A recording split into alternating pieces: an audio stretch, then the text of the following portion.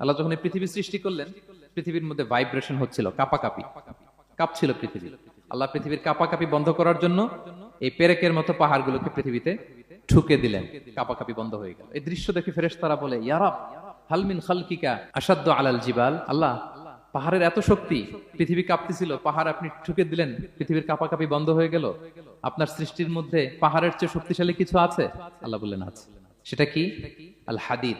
আল্লাহ বললেন সেটা লোহা। কারণ লোহা দিয়ে পাহাড় কাটা যায়, ঠিক কিনা? লোহার কথা শুনে ফেরেশতারা অবাক। লোহা পাহাড়ের চেয়ে শক্তিশালী? ফেরেশতারা প্রশ্ন করলো, ইয়া রাব্বি হাল মিন খালকিকা আশাদ্দু মিনাল হাদিদ। তাহলে আপনার সৃষ্টির মধ্যে লোহার চেয়ে শক্তিশালী কিছু আছে? আল্লাহ বললেন আছে। কি সেটা? আন্নার, আগুন। কারণ আগুন লোহাকে কি করে? গলিয়ে ফেলে। ফেরেশতারা শুধু অবাকই হচ্ছে। ফেরেশতারা বলে, আগুনের চেয়ে শক্তিশালী কিছু আছে? আল্লাহ বলে আছে, আল মা, পানি। কারণ আগুনে দাউ দাউ করে জ্বলে ওঠা আগুনের মধ্যে পানি দিলে আগুন অস্তিত্ব হারায়।